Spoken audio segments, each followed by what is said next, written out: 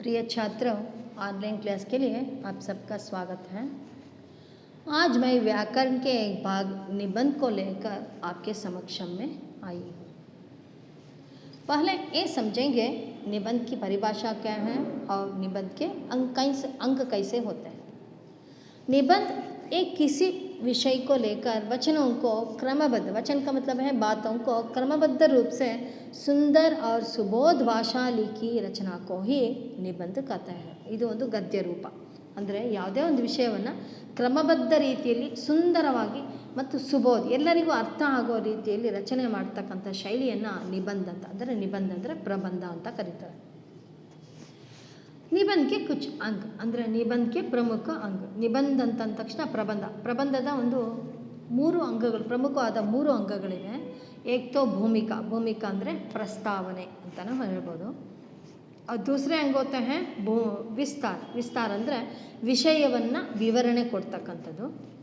और तीसरा अंग होते हैं उपसंहार ಅಂದರೆ ಕನ್ಕ್ಲೂಷನ್ ಅಂದರೆ ಆ ವಿಷಯವನ್ನು ಯಾವ ರೀತಿ ನಾವು ಅಭಿವೃದ್ಧಿಪಡಿಸ್ಬೋದು, ಯಾವ ಥರ ಕೊಟ್ಟರೆ ನಮಗೆ ಅದರಿಂದ ಆಗ್ತಕ್ಕಂಥ ಒಂದು ಸಹಾಯ, ಅದರ ಬಗ್ಗೆ ಒಂದು ತಿಳುವಳಿಕೆ, ಲಾಸ್ಟಲ್ಲಿ ಕನ್ಕ್ಲೂಷನ್।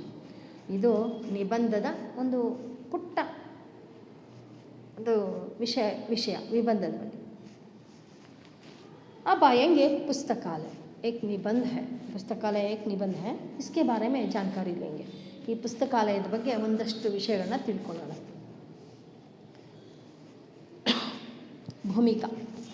भूमिका का मतलब मैं पहले कह चुकी हूँ, प्रस्तावना भी कहता है, ಇದನ್ನು ಪ್ರಸ್ತಾವನೆ ಅಂತಲೂ ಕರೀತಾರೆ।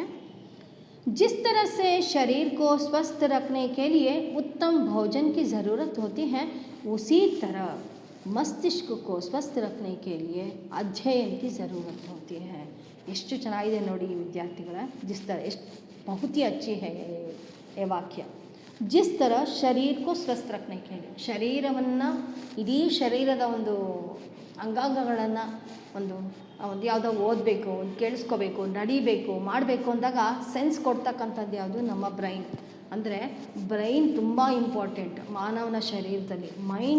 ಬ್ರೈನ್ ಏನಾದರೂ ಡ್ಯಾಮೇಜ್ ಆಯಿತು ಅಂದರೆ ಮನುಷ್ಯ ಅಲ್ಲಿಗೆ ಇಲ್ಲ ಅಂತಲೇ ಅರ್ಥ। ಹಾಗಾಗಿ ಶರೀರದ ಇಡೀ ಶರೀರವನ್ನು ಆರೋಗ್ಯವಾಗಿ ಇಟ್ಕೊಳ್ಳೋದಕ್ಕೆ ಹೇಗೆ ಆ ಭೋಜನ ಒಳ್ಳೆಯ ಒಂದು ಊಟದ ಅವಶ್ಯಕತೆ ಇದೆಯೋ, ಹಾಗೆ ನಮ್ಮ ಆರೋಗ್ಯವನ್ನು ಕಾಪಾಡ್ಕೊಳ್ಳೋಕ್ಕೆ ಮಸ್ತಿಷ್ಕಕ್ಕೂ ಸ್ವಸ್ಥ ರಖನೆ ಕೇಳಿ ನಮ್ಮ ಮೆದುಳನ್ನು ಆರೋಗ್ಯವಾಗಿ ಇಟ್ಕೊಳ್ಳೋದಕ್ಕೆ ಒಂದು ಅಧ್ಯಯನ ಬಹಳ ಮುಖ್ಯ ಅಂತ ಹೇಳ್ತಾರೆ। ಅಂದರೆ ಆರೋಗ್ಯವಾಗಿರೋದಕ್ಕೆ ಆಹಾರ ಬೇಕು, ನಮ್ಮ ಮೆದುಳನ್ನು ಚುರುಕಾಗಿಟ್ಕೊಳ್ಳೋದಕ್ಕೆ ಆರೋಗ್ಯವಾಗಿಟ್ಕೊಳ್ಳೋದಕ್ಕೆ ಒಳ್ಳೆಯ ಒಂದು ವಿಷಯವನ್ನು ಅಧ್ಯಯನ ಬೇಕು।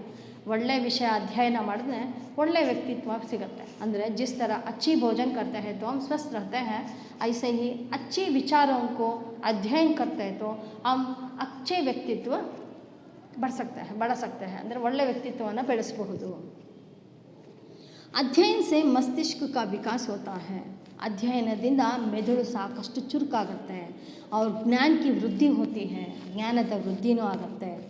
अध्ययन के लिए अच्छी और ज्ञानवर्धक पुस्तकों की ज़रूरत होती है। ಅಧ್ಯಯನಕ್ಕೆ ಒಳ್ಳೆಯ ಜ್ಞಾನವನ್ನು ಹೆಚ್ಚಿಸ್ತಕ್ಕಂಥ ಪುಸ್ತಕಗಳ ಬಹಳ ಅವಶ್ಯಕತೆ ಇದೆ।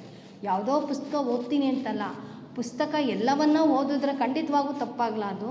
ಯಾವುದೋ ಒಂದು ವೇಸ್ಟ್ ಪೇಪರ್ನು ಸಹ ನೀವು ಓದ್ತಾ ಇತ್ತು ಅಂದರೆ ಆ ಒಂದು ಲ್ಯಾಂಗ್ವೇಜ್ ಬ್ಯಾಲೆನ್ಸ್ ಅಂತ ಏನು ಹೇಳ್ತಾರೆ, ಭಾಷಾ ಜ್ಞಾನ ಬೆಳೆಯುತ್ತೆ।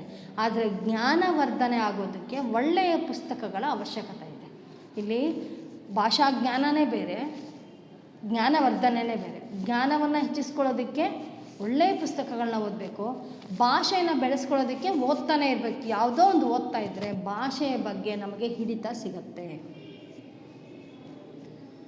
विभिन्न प्रकार के ज्ञानवर्धक पुस्तकों को पुस्तकालय से प्राप्त किया जा सकता है। ಅಂದರೆ ಎಲ್ಲ ರೀತಿಯಲ್ಲಿ ನಾನು ಮೊದಲೇ ಹೇಳಿದಾಗ ಎಲ್ಲ ರೀತಿಯಲ್ಲೂ ಪುಸ್ತಕಗಳನ್ನ ನಾವು ಇಟ್ಕೊಳ್ಳೋದಕ್ಕೆ ಸಾಧ್ಯ ಇಲ್ಲ। ನಮಗೆ ಯಾವ ಕ್ಷೇತ್ರ ಇಷ್ಟ ಆಗುತ್ತೆ, ಯಾವ ಫೀಲ್ಡ್ ಇಷ್ಟ ಇದೆ ಅದ್ರ ಬಗ್ಗೆ ಮಾತ್ರ ನಾವೇನು ಮಾಡ್ತೀವಿ, ಆರ್ಟಿಕಲ್ಸ್ನ ಕಲೆಕ್ಟ್ ಮಾಡ್ತೀವಿ। ಎಲ್ಲ ಫೀಲ್ಡಲ್ಲಿ ಎಲ್ಲ ಕ್ಷೇತ್ರದಲ್ಲಿ ವಿಷಯಗಳನ್ನ ತಿಳ್ಕೋಬೇಕು ಅಂದರೆ ಒಂದೇ ಒಂದು ಸ್ಥಳ ಅಂದರೆ पुस्तकालय। ಎಲ್ಲ ವಿಷಯಗಳು सभी विषयों की संग्रह होती है पुस्तकालय में। इसी वजह से अदे कारणक्के पुस्तकालय हमारे ज्ञान के विकास में सहायक होते हैं। ಅದೇ ಉದ್ದೇಶದಿಂದನೇ ಪುಸ್ತಕಾಲಯ ನಮ್ಮ ಜ್ಞಾನದ ಬೆಳವಣಿಗೆಗೆ ಒಳ್ಳೆಯ ಸಹಾಯವನ್ನು ಕೊಡುತ್ತೆ। पुस्तकालय 2 शब्दों से मिलकर बना होता है. 2 ಶಬ್ದಗಳನ್ನು ಕೂಡಿ ಪುಸ್ತಕಾಲಯ ಅಂತ ಕರೀತಾರೆ. पुस्तकालय 2 शब्दों से मिलकर बना होता है. पुस्तक प्लस आलय, पुस्तक ಮತ್ತು ಆಲಯ. ಪುಸ್ತಕೋಂಕೆ ಆಲಯ, ಪುಸ್ತಕಗಳ ಆಗರ, ಮನೆ ಅಥವಾ ಒಂದು ದೇವಸ್ಥಾನ ಅಂದರೆ ಪುಸ್ತಕಾಲಯ.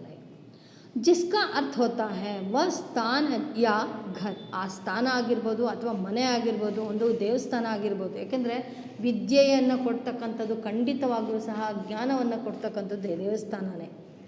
स्थान या घर यहाँ पर अधिक मात्रा में पुस्तकें रखी जाती हैं. ಸಾಕಷ್ಟು ವಿಷಯಗಳನ್ನ ಒಳಗೊಂಡಿರ್ತಕ್ಕಂಥ ಪುಸ್ತಕಗಳನ್ನ ಇಟ್ಟಿರ್ತಾರೆ, ಹಾಗಾಗಿ ಅದನ್ನು ಪುಸ್ತಕಾಲಯ ಅಂತ ಕರೀತಾರೆ. पुस्तकालय केवल पुस्तकों का घर नहीं होता है बल्कि घर के रूप में ज्ञान का मंदिर होता है. ಇದು ಬರೀ ಪುಸ್ತಕಗಳನ್ನ ಇರ್ತಕ್ಕಂಥ ಜಾಗ ಅಲ್ಲ, ಈ ಪುಸ್ತಕಗಳ ಒಂದು ಮನೆಯಲ್ಲಿ ಹೇಗೆ ನಮ್ಮ ಜ್ಞಾನ ಸಿಗುತ್ತೆ ಅಂದರೆ ಆ ಒಂದು ಮನೆಯ ಮೊದಲ ಪಾಠಶಾಲೆ ಅಂತ ಹೇಳ್ತಲ್ಲ, ತಾಯಿಯಿಂದ ತೊದಲು ನುಡಿ ಕಲಿತೀವಿ, ತಂದೆಯಿಂದ ಸಂಸ್ಕಾರ ಕಲಿತೀವಿ, ಏನೆಲ್ಲ ಕಲಿತೀವಿ, ಅದೇ ರೀತಿ ಈ ಪುಸ್ತಕಾಲಯದಲ್ಲೂ ಸಹ ಮನೆಯಂತೆಯೇ ನಾವು ಸಹ ಇಲ್ಲಿ ಜ್ಞಾನ ಪಡೀತಕ್ಕಂಥ ಒಂದು ಮಂದಿರ. ಈ ಚಿತ್ರ ಮೇಲೆ ದೇಖ ಸಕ್ತೆ ಹೈ, ಈ ಚಿತ್ರವನ್ನು ನೀವು ನೋಡಬಹುದು. ಭಾರತ್ ಮೇ ಪುಸ್ತಕಾಲಯ ಅಂದರೆ ದಿಲ್ಲಿಯಲ್ಲಿ ಮಾನವನ ರೂಪದಲ್ಲಿರ್ತಕ್ಕಂಥ ಒಂದು ಪುಸ್ತಕಾಲಯವನ್ನು ನಿರ್ಮಾಣ ಮಾಡಿದ್ದಾರೆ. ಪ್ರಾಚೀನ ಕಾಲ ಸೇ ಹಿ ಭಾರತೀಯ ಜನತಾ ಕೋ ಪುಸ್ತಕೋं में बहुत रुचि है.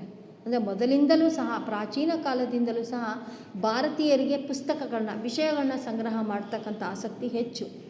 ಪ್ರಾಚೀನ ಕಾಲ ಮೇ ಬಿ ಹಸ್ತಲಿಖಿತ ಅಂದರೆ ಮೊದಲಿಗೆ ಇವಾಗ ಥರ ಪ್ರಿಂಟ್ ಎಲ್ಲ ತೆಗಿತಿರಲಿಲ್ಲ ಅಥವಾ ಪ್ರಿಂಟೆಡ್ ಇರಲಿಲ್ಲ, ಆದರೆ ಹಸ್ತಲಿಖಿತ ಕೈ ಬರಹಗಳಲ್ಲಿ ಬಂದಿರತಕ್ಕಂತಹ, ಇವಾಗ ಕವಿರತ್ನ ಕಾಳಿದಾಸ ಅವರ ಕೃತಿ ಆಗಿರ್ಬೋದು, ಆ ಪ್ರಾಚೀನ ಕಾಲದಲ್ಲಿ ಅವರ ಒಂದು ಸಾಹಿತ್ಯ ಅವೆಲ್ಲ ನೋಡಬೇಕು ಅಂದಾಗ ನಮಗೆ ಲಿಟ್ರೇಚರಲ್ಲಿ ಇವಾಗಿನ ಒಂದು ಪ್ರಿಂಟೌಟಲ್ಲಿ ಸಿಗೋದಿಲ್ಲ, ಒಂದು ಅದೆಲ್ಲ ಹಸ್ತಲಿಖಿತ ಅಂದರೆ ಅವರ ಕೈ ಬರಹದಲ್ಲಿ ನಾವು ಕಾಣಬಹುದು. ಇವನ್ನೆಲ್ಲವನ್ನು ಸಂಗ್ರಹ ಮಾಡ್ತಕ್ಕಂಥದ್ದು ಅನಾದಿ ಕಾಲದಿಂದಲೂ ಸಹ ನಡ್ಕೊಂಡ್ಬಂದಿರ್ತಕ್ಕಂಥ ಪದ್ಧತಿ. ವಿದ್ಯಾಲಯೊಮ್ಮೆ ಪುಸ್ತಕಾಲಯ, ವಿದ್ಯಾಲಯಗಳಲ್ಲಿ ಹೇಗೆ ಪುಸ್ತಕಗಳನ್ನು ಕೂಡಿಡ್ತಾರೆ, ಅದರಿಂದ ಆಗ್ತಕ್ಕಂಥ ಯಾವ ರೀತಿ ಇರುತ್ತೆ, ಅದರಿಂದ ಆಗ್ತಕ್ಕಂಥ ಸಹಾಯ ಅಥವಾ ಅದರಿಂದ ಆಗ್ತಕ್ಕಂಥ ಉಪಯೋಗ ಏನು ತಿಳ್ಕೊಳ್ಳೋಣ. पुस्तकालय में विद्यालयों में पुस्तकालय, विद्यालय ಅಂದರೆ विद्यालय ಅಂದರೆ ಸ್ಕೂಲ್ಸಲ್ಲಿ ಆ ಒಂದು ಲೈಬ್ರರಿ ಹೇಗೆ ಅಂತ. हर विद्यालय में, हर एक स्कूल में या कॉलेज में सुव्यवस्थित ಅಂದರೆ ವ್ಯವಸ್ಥಿತ ರೀತಿಯಲ್ಲಿ ಸುವ್ಯವಸ್ಥಿತ पुस्तकालय होता है, जिसमें पुस्तकालयाध्यक्ष ಅಂದರೆ पुस्तकालयाध्यक्ष ಅಂದರೆ पुस्तकालय के अध्यक्ष और उसके सहकर्मी ಅಂದರೆ ಅವರ ಒಂದು ಅನುಚರರು ಅಥವಾ ಅಸಿಸ್ಟೆಂಟ್ ಇರ್ತಾರೆ. ಒಬ್ಬರು ಲೈಬ್ರರಿಯಲ್ಲಿ ಒಬ್ಬರು ಇವರು ಅಧ್ಯಕ್ಷರಿರ್ತಾರೆ, ಅವರಿಗೆ ಅಸಿಸ್ಟೆಂಟ್ ಮಾಡೋರು ಒಬ್ಬರು ಇರ್ತಾರೆ. विद्यालयों में माध्यमिक स्तर तक 2 तरह की पुस्तकें होती हैं. ಮಾಧ್ಯಮಿಕ ಅಂದರೆ ದ್ವಿತೀಯ ಹಂತ, ಸೆಕೆಂಡ್ ಸ್ಟೇಜ್ ಅಂತ ಹೇಳ್ತೀವಲ್ಲ, ಆ ಸೆಕೆಂಡ್ ಸ್ಟೇಜಲ್ಲಿ ಬರ್ತಕ್ಕಂಥ 2 ಹಂತಗಳಲ್ಲಿ ನಾವು ಪುಸ್ತಕ ಲೈಬ್ರರಿಯನ್ನು ಕಾಣ್ಬೋದು. ಎಲ್ಲಿ? ಸ್ಕೂಲ್ಸ್ ಮತ್ತು ಕಾಲೇಜಲ್ಲಿ. बुक बैंक की पुस्तकों में सिर्फ पाठ्यक्रम की पुस्तकें ही होती हैं. ಅಂದರೆ ಇಲ್ಲಿ ನಾನು ಮರ್ತೆ, ಸೊ 2 ರೀತಿಯಲ್ಲಿ ಪುಸ್ತಕಾಲಯಗಳನ್ನ ನೋಡ್ಬೋದು. ಒಂದು ಬುಕ್ ಬ್ಯಾಂಕ್ ಪುಸ್ತಕೆ और दूसरी ಸಾಮಾನ್ಯ ಪುಸ್ತಕೆ. ಇಲ್ಲಿ ಮೊದಲನೇದು ಬುಕ್ ಬ್ಯಾಂಕ್ ಅನ್ನೋದರಲ್ಲಿ ಬರೀ ಪಠ್ಯೇತರ ಅಂದರೆ ಪಠ್ಯೇತರ नहीं होता है, पाठ्य से संबंधित ಅಂದರೆ ಆ ಪಾಠಗಳಿಗೆ ಸಂಬಂಧಿತವಾದಂತಹ ವಿಷಯಗಳನ್ನು ಒಳಗೊಂಡಿರ್ತಕ್ಕಂಥದ್ದು ಏನಾಗುತ್ತೆ, ಬುಕ್ ಬ್ಯಾಂಕ್ ಲೈಬ್ರರಿ ಅಂತ ಕರೀತಾರೆ. और दूसरी होती है ಪಠ್ಯೇತರವನ್ನು ಅಂದರೆ ಪಠ್ಯಪುಸ್ತಕಗಳನ್ನು ಬಿಟ್ಟು ಜನರಲ್ ಆಗಿರ್ತಕ್ಕಂಥ ಪುಸ್ತಕಗಳು ಇಟ್ಟಿರ್ತಾರೆ, ಅದನ್ನು ಏನಂತಾರೆ, ಸಾಮಾನ್ಯ ಪುಸ್ತಕೆ ಅಂತ ಕರೀತಾರೆ. लाइब्रेरी यानी स्कूल या कॉलेजों में लाइब्रेरी यानी पुस्तकालय होते हैं. मध्यम वर्गीय ಅಂದರೆ मध्यम स्तर का मतलब है मिडल स्टेजಲ್ಲಿ 2 ರೀತಿಯ ಪುಸ್ತಕಗಳು, 2 तरह की पुस्तकें लाइब्रेरी होते हैं. लाइब्रेरी यानी पुस्तकालय होते हैं. एक तो बुक बैंक और दूसरी है सामान्य पुस्तकें. बुक बैंक की पुस्तकों में पठ्य ಅಂದರೆ पाठ्य से संबंधित पुस्तकें होते हैं और ಸಾಮಾನ್ಯ ಪುಸ್ತಕೆ ಮೇ ಅಂದರೆ ಸಾಮಾನ್ಯ ಜನರಲ್ ಆಗಿರ್ತಕ್ಕಂಥ ಪುಸ್ತಕದಲ್ಲಿ ಪಠ್ಯೇತರ ಅಂದರೆ ಪಠ್ಯ ಪುಸ್ತಕವನ್ನು ಬಿಟ್ಟು ಇರ್ತಕ್ಕಂಥ ವಿಷಯಗಳು ಇರುತ್ತೆ. बुक बैंक की पुस्तकों में सिर्फ पाठ्यक्रम की पुस्तकें होती हैं जिन्हें छात्रों को निश्चित अवधि तक उधार दिया जाता है. ಅಂದರೆ ಮಕ್ಕಳಿಗೆ ಆ ಪಾಠ್ಯಕ್ರಮದಲ್ಲಿ ಏನಿರುತ್ತೆ ಪಠ್ಯಪುಸ್ತಕದಲ್ಲಿ ಅದರಷ್ಟಿರ್ತಕ್ಕಂಥದ್ದು ವಿಷಯಗಳನ್ನ ಮಾತ್ರ ಇರುತ್ತೆ. ಸೊ ಮಕ್ಕಳು ಅದನ್ನು ಒಂದಷ್ಟು ದಿನ ತಗೊಂಡೋಗಿ ರೆಫರ್ ಮಾಡಿ ಕೊಡಬಹುದು. ಪುಸ್ತಕಾಲಯ ಏಕ್ ಜ್ಞಾನಕೋಶ ಹೈ. ಪುಸ್ತಕಾಲಯ ಅನ್ನೋದು ಒಂದು ಜ್ಞಾನಕೋಶ. ಅಂದರೆ ಹೇಳಿದ್ನಲ್ಲ, ಕೋಶ ಅಂದರೆ ಒಂದು ನಿಧಿ, ಸಂಪತ್ತು. ಪುಸ್ತಕಾಲಯ ಜ್ಞಾನ ಕಾ ಭಂಡಾರ ಹೌ ಏಕ್ ಅಚ್ಚಾ ಶಿಕ್ಷಕ್ ಭಿ ಹೈ. ಅಂದರೆ ಇಲ್ಲಿ ಜ್ಞಾನವರ್ಧನೆಯೂ ಹೌದು, ಜ್ಞಾನ ಭಂಡಾರನೂ ಹೌದು, ಮತ್ತು ಒಳ್ಳೆಯ ಶಿಕ್ಷಕನೂ ಹೌದು. ನಮಗೆ ಗೊತ್ತಿರ್ತಕ್ಕಂಥ ವಿಷಯಗಳಲ್ಲದೆ ಗೊತ್ತಿಲ್ಲದೆ ಇರ್ತಕ್ಕಂಥ ವಿಷಯಗಳನ್ನ ತಿಳಿಸ್ತಕ್ಕಂಥವನೇ ಶಿಕ್ಷಕ. ಸೊ ಆ ಶಿಕ್ಷಕರು ಮಾಡ್ತಕ್ಕಂಥ ಕೆಲಸ ಲೈಬ್ರರಿಯಲ್ಲಿ ಪುಸ್ತಕಗಳು ನಮಗೆ ಸಿಗುತ್ತೆ. ನಮ್ಗೆ ಗೊತ್ತಿಲ್ಲದೆ ಇರೋ ವಿಷಯಗಳನ್ನೆಲ್ಲ ಅದು ನಮಗೆ ತಿಳಿಸ್ಕೊಡುತ್ತೆ. यहीं पर विद्यावजनों की ज्ञान की पिपासा शांत होती है. विद्यावजन का मतलब है शिक्षा. यहीं पर शिक्षा की ज्ञान की पिपासा शांत होती है. ಏನೆಲ್ಲ ಆಸೆ ಇರುತ್ತೆ, ಕಲಿಬೇಕು ಅನ್ನೋ ದಾಹ ಇರುತ್ತಲ್ಲ, ಕಲಿಬೇಕು ಅನ್ನೋ ಉತ್ಸಾಹ ಇರುತ್ತೆ, ಆ ಉತ್ಸಾಹಕ್ಕೆಲ್ಲ ಒಳ್ಳೆ ಒತ್ತು ಕೊಡ್ತಕ್ಕಂಥ ಜಾಗ ಅಂದರೆ ಒಂದು ಪುಸ್ತಕಾಲಯ. ಕೈ ವಿದ್ವಾನೋಂಕೆ ಅಪನೆ ಪುಸ್ತಕಾಲಯ ಭಿ ಹೋತೆ ಹೈ. ಕೆಲವೊಂದಷ್ಟು ಜನ ವಿದ್ವಾಂಸರು ನಿಜಿ ಪುಸ್ತಕಾಲಯ ಅಂತ ಕರೀತಾರೆ. ಪುಸ್ತಕಾಲಯ ಅಂದರೆ ಪರ್ಸನಲ್ ಲೈಬ್ರರಿ ಅಂತ. ಲೇಕಿನ್ ಐಸಾ ಕೋಯಿ ಭಿ ವ್ಯಕ್ತಿ ನಹೀ ಹೋತಾ ಹೈ ಜಿಸ್ಕೆ ಪಾಸ್ ಸಭಿ ವಿಷಯೋಂ ಕಿ ಪುಸ್ತಕೆ ವಿದ್ಯಮಾನ್ ರಹತಿ ಹೈ. ಕೆಲವರು ಸಾಕಷ್ಟು ಜನ ಏನು ಮಾಡ್ತಾರೆ, पुस्तकों की इकट्ठे करते हैं, संग्रह करते हैं, परंतु सभी विषयों की सभी पुस्तकें नहीं रख सकते. ಅಂದರೆ ಎಲ್ಲ ವಿಷಯಗಳನ್ನ ತುಂಬಿರ್ತಕ್ಕಂಥ ಎಲ್ಲ ಪುಸ್ತಕಗಳು ಒಬ್ಬ ವ್ಯಕ್ತಿ ಹತ್ರ ಸಿಗೋದಕ್ಕೆ ಚಾನ್ಸ್ ಇಲ್ಲ, ಸಾಧ್ಯನೇ ಇಲ್ಲ. ಅವನು ಯಾವ ಕ್ಷೇತ್ರದಲ್ಲಿ ಇಷ್ಟಪಡ್ತಾನೆ ಅದನ್ನು ಮಾತ್ರ ಕಲೆಕ್ಟ್ ಮಾಡ್ತಾ ಬರ್ತಾನೆ. ಬೇರೆ ವಿಷಯ ತಿಳ್ಕೋಬೇಕು, ಇನ್ನು ಮತ್ತಷ್ಟು ಮಗದಷ್ಟು ತಿಳ್ಕೋಬೇಕು ಅಂದರೆ ನಾವು ಪುಸ್ತಕಾಲಯಗಳಿಗೆ ಭೇಟಿ ಕೊಡೋದು ಬಹಳ ಉತ್ತಮ.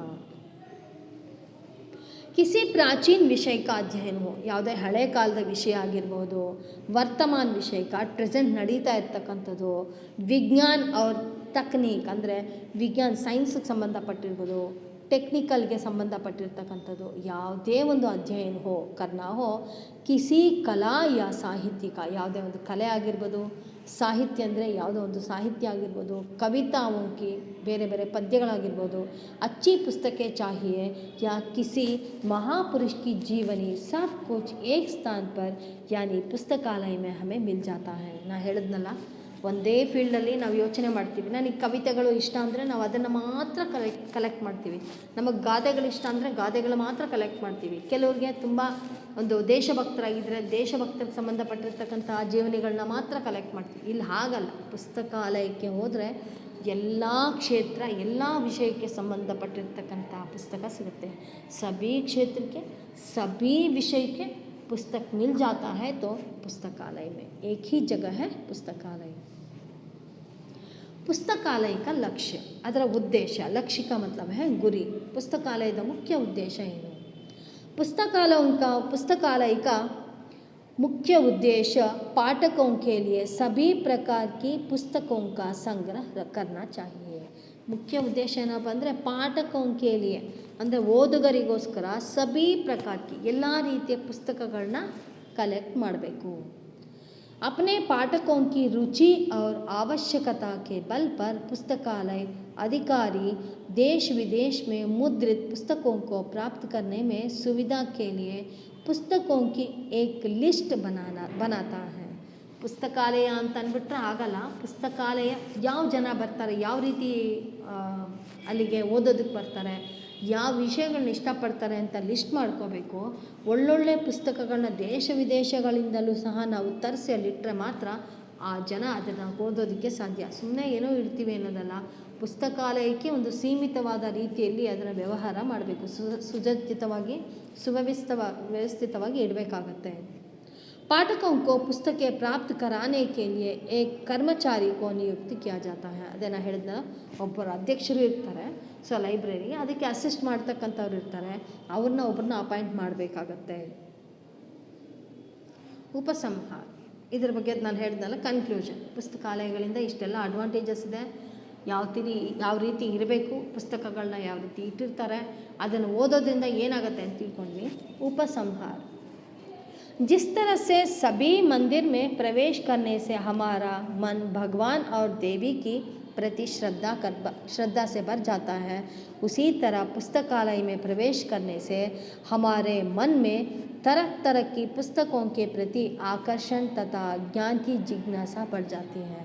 ಅಂದರೆ ಹೇಗೆ ನಾವು ಪುಸ್ತಕಾಲಯದಲ್ಲಿ ದೇವಸ್ಥಾನಕ್ಕೆ ಹೋದ ತಕ್ಷಣ ಆ ದೇವಿಗೆ या भगवान की श्रद्धा से भर जाते हैं, ಅಂದರೆ ಅವರ ಮೇಲೆ ಶ್ರದ್ಧೆ ಮತ್ತು ಭಕ್ತಿಯನ್ನು ಇಟ್ಟು ಒಳಗಡೆ ಹೋಗ್ತೀವೋ ಅದೇ ರೀತಿ ಪುಸ್ತಕಾಲಯಕ್ಕೆ ಪ್ರವೇಶ ಮಾಡಿದ ತಕ್ಷಣ ಪ್ರವೇಶ करने से हमारे मन में ನಮ್ಮ ಮನಸ್ಸಿನಲ್ಲಿ तरह तरह की पुस्तकों के ಹಲವಾರು ರೀತಿಯ ಪುಸ್ತಕಗಳ ಪ್ರತಿ ಆಕರ್ಷಣ ಅಟ್ರಾಕ್ಟ್ ಆಗಬೇಕು, ಜೊತೆಗೆ ತಿಳ್ಕೊಳ್ಳೋ ಒಂದು ಜಿಜ್ಞಾಸ ಜಾನ್ನೆ ಕಿ ಇಚ್ಛಾ बढ़ जाती है। ನಾವು ಯಾವುದೋ ಒಂದು ಪುಸ್ತಕ ತಗೊಳಕ್ಕೆ ಹೋಗ್ತೀವಿ, ಮತ್ತೇನೋ ವಿಷಯ ಕಾಣಿಸುತ್ತೆ, ಅದನ್ನು ಓದ್ತೀವಿ, ಮತ್ತೊಂದು ಕಾಣಿಸುತ್ತೆ, ಹೀಗೆ ವಿಷಯಗಳನ್ನು ಮನನ ಮಾಡ್ತಾನೆ ಬರ್ತೀವಿ। ನಾವು ಹೋಗೋದು ಯಾವುದಕ್ಕೋ ಮತ್ತಾವುದೋ ವಿಷಯವನ್ನು ನಾವು ಅರ್ಥಕೊಂಡು ಬರ್ತೀವಿ। अगर किसी को ज्ञान प्राप्त करने की ज़रूरत या शौक़ है तो नियमित रूप से पुस्तकालय जाना चाहिए। ಅಂದರೆ ಜ್ಞಾನವನ್ನು ಪಡ್ಕೋಬೇಕು ಮತ್ತು ಜ್ಞಾನವನ್ನು ವೃದ್ಧಿ ಮಾಡ್ಕೋಬೇಕು ಅಂತಂದರೆ ಖಂಡಿತವಾಗೂ ನಿಯಮಿತ ರೂಪದಲ್ಲಿ, ಅಂದರೆ ಅದನ್ನು ನಿಯಮಿತ ರೂಪದಲ್ಲಿ ಪುಸ್ತಕಾಲಯವನ್ನು ಬಳಸ್ಕೊಂಡ್ರೆ ಮಾತ್ರ ಅವನಲ್ಲಿ ಜ್ಞಾನವರ್ಧನೆ ಆಗೋದಕ್ಕೆ ಸಾಧ್ಯ। आज के समय में ಈಗಂತೂ ಇತ್ತೀಚೆಗೆ आज के समय में ग्रामीण क्षेत्रों में पुस्तकालयों की अत्यधिक आवश्यकता होती है। ಇವಾಗ ಮೊದಲಿಗೆ ಸಿಟಿಯಲ್ಲಿ ಮಾತ್ರ ಅದನ್ನು ಪ್ರೊವೈಡ್ ಮಾಡ್ತಿದ್ರು ಇತ್ತು, ಈಗೇನಾಗಿದೆ ಅಂದರೆ ಗ್ರಾಮೀಣ ಪ್ರದೇಶದಲ್ಲೂ ಸಹ ಹಳ್ಳಿಗಳಲ್ಲೂ ಸಹ ಆ ಒಂದು ಪುಸ್ತಕಾಲಯ ಅಂದರೆ ಲೈಬ್ರರಿ ಬೇಕು ಅಂತ ಮಾಡ್ಕೋತಾರೆ, ಅವರಿಗೆ ತಕ್ಕಂತಹ ಒಂದು ಲೈಬ್ರರಿಯನ್ನು ಮಾಡ್ತಾರೆ। अनपढ़ता ಅಂದರೆ अनएजुकेटेड्स ಅಂತ ಹೇಳ್ತಾರಲ್ಲ, अनपढ़ता को दूर कराने में भी पुस्तकालयों का बहुत महत्वपूर्ण योगदान होता है। ನಮಗೆ ಏನೂ ಬರೋದಿಲ್ಲ ಅವಿದ್ಯಾವಂತರು ಅನ್ನೋದನ್ನು ದೂರ ಮಾಡೋದಕ್ಕೋಸ್ಕರ ಆದರೂ ಅವ್ರಿಗೆ ಬೇಸಿಕ್ಕಿಂದ ಆ ಪುಸ್ತಕಾಲಯ ಅಂದರೆ ಲೈಬ್ರರಿಗೆ ಹೋದರೆ ಆ ವಿಷಯಗಳನ್ನ ತಿಳ್ಕೊಳ್ಳೋ ಅವಕಾಶ ಸಿಗುತ್ತೆ। हमें पुस्तकालयों को बढ़ावा देना चाहिए। ಪುಸ್ತಕಾಲಯಗಳನ್ನ ಹೆಚ್ಚು ಹೆಚ್ಚು ಅಭಿವೃದ್ಧಿ ಮಾಡಲೇಬೇಕಾಗುತ್ತೆ। ಜ್ಞಾನ ಸಿಗುತ್ತೆ ಅಂದಾಗ ಅದನ್ನು ಬೆಳೆಸೋದು ತಪ್ಪೇನಿಲ್ಲ, ಬೆಳೆಸಬೇಕಾಗತ್ತೆ। सरकार को जगह जगह पर नए नए पुस्तकालय खोलने चाहिए। ಹೊಸ ಹೊಸ ಪುಸ್ತಕಾಲಯಗಳನ್ನ ಓಪನ್ ಮಾಡಬೇಕು। ಇತ್ತೀಚೆಗಂತೂ ಅದನ್ನು ಮರ್ತೇ ಬಿಟ್ಟಿದ್ದಾರೆ ಮಕ್ಕಳು, ಅದಕ್ಕೆ ಪೇರೆಂಟ್ಸ್ ಕಡೆಯಿಂದನೂ ಯಾನಿ ಪೋಷಕಂಕೋ ಅಂದರೆ ಪೋಷಕರ ಒಂದು ಸಹಾಯನೂ ಬೇಕು। वे भी कहना चाहिए कि टीवी या मोबाइल देखना बंद करो और पुस्तकालय में जाओ, यानी ग्रंथालय में जाओ, वहाँ के 1-2 पुस्तकें लाकर उसे पढ़ने के प्रयत्न करो।